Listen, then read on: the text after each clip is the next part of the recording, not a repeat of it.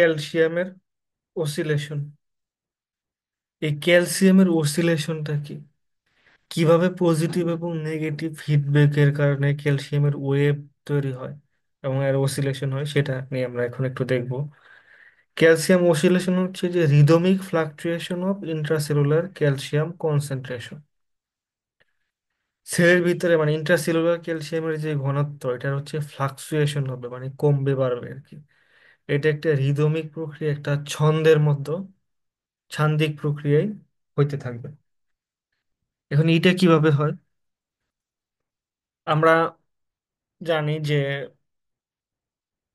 Endoplasmic রেটিকুলামের মধ্যে হচ্ছে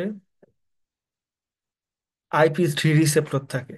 এই IP3 রিসেপ্টরে IP3 আইসা বাইন্ড করলে চ্যানেলগুলো ওপেন হয়।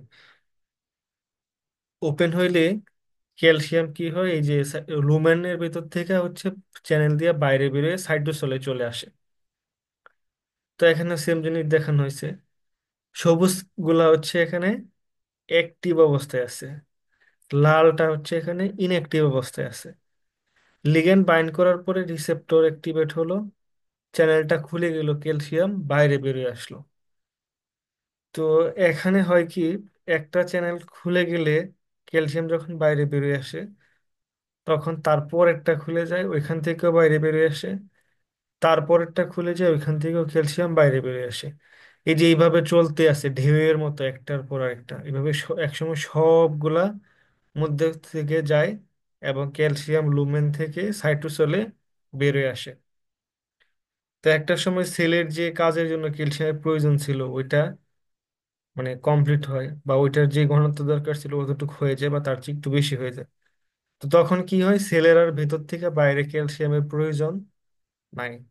তখন এই যে বাইরে ক্যালসিয়ামের কনসেন্ট্রেশন বেড়ে গেছে, এই বেড়ে যাওয়ার কারণে কি হয়, এই IP3 রিসেপ্টর যেটা ছিল সেটা আবার ইনঅ্যাক্টিভেট হয়ে যায়।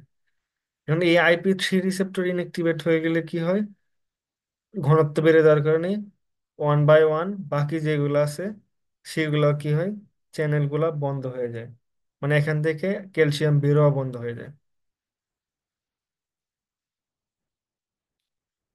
তো একটা নির্দিষ্ট সময় পরে দেখা যায় যে ওয়ান বাই ওয়ান সবগুলা রিসেপ্টর এখানে ইনএক্টিভেট, এখান থেকে সে ক্যালসিয়াম আর বাইরে বেরোচ্ছে না।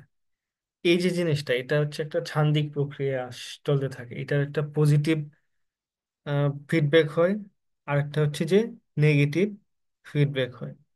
তাহলে এভাবেই হচ্ছে IP3 এর মাধ্যমে হচ্ছে ক্যালসিয়াম রিলিজ এর যে কন্ট্রোলের যে ব্যাপারটা, এখানে ক্যালসিয়ামের অসিলেশন হয়, মানে একটা রিদমিক প্রক্রিয়ার মাধ্যমে ইন্ট্রাসেলুলার ক্যালসিয়ামের যে কনসেন্ট্রেশন সেটার মধ্যে ফ্লাকচুয়েশন হতে থাকে। এক্ষেত্রে এক্সটার্নাল স্টিমুলেশন যেটা ছিল, আইপি IP3 লিগ্যান্ড যেটা, সেটা হচ্ছে ভূমিকা পালন করে। এই জিনিসটা কিন্তু হচ্ছে জিন এক্সপ্রেশন, মেটাবলিজম, সিগন্যাল ট্রান্সডাকশন এইসব কাজের জন্য খুব গুরুত্বপূর্ণ ভূমিকা পালন করে। এই ক্যালসিয়াম অসিলেশনের কারণে প্রিসাইজ এবং ইফিশিয়েন্ট, মানে খুবই স্পেসিফিক সূক্ষ্ম একটা সিগন্যালিং মেকানিজম চলতে থাকে।